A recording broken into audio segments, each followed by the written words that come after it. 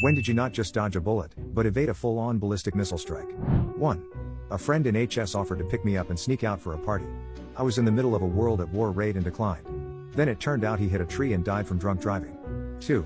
I was traveling in Australia and stayed with this guy for a week or two. At first, he seemed super cool, but I quickly realized he was a terrible alcoholic and a dealer who'd recently been in prison.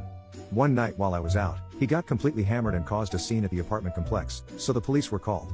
I showed up and saw cop cars everywhere. I'd had enough and booked a flight for the next morning to see another city. I woke up, quickly threw my clothes into my bag, and was about to leave without saying goodbye. But then I thought that was rude, so I started writing a thank you note. While writing, he woke up and came into the common room. I was like, "Oh shoot, sorry, I didn't want to wake you, but I found a cheap flight leaving now." He responds, "Can I see your bag really quick before you leave? I think I left something in there." He had put his stash of meth into my bag when the police showed up the night before. I hadn't noticed it in my rush to pack and leave. I was literally about to board a plane and would have been stuck saying, "It's not mine." 3. I was in a coma. Didn't look like I'd come out of it. They had the talk with my wife about letting me go. She said no. Thanks, wife.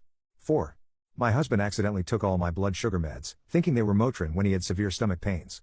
I didn't know what he was talking about taking all the prescription Motrin and rushed him to the ER when I figured out it was my blood sugar meds.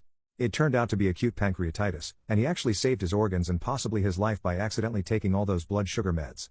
5. I was going to get dinner at a local deli, but a friend told me about a meteor shower. So, we packed some snacks and drove to the mountains to watch the meteors. That deli ended up being shot up in a mass shooting that left 6 people dead right when I would have been there. Thanks, Tom, and thanks to the camelopardalids. 6. 9/11. I was living in Carroll Gardens at the time, a little bit south of the Brooklyn Bridge, and I was commuting via bike.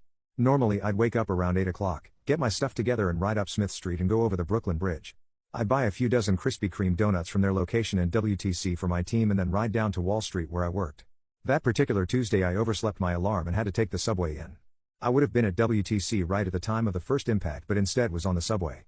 I actually was walking up out of the Wall Street subway stop right as the second plane was coming in and was able to see a little of the fireball and hear the citywide scream.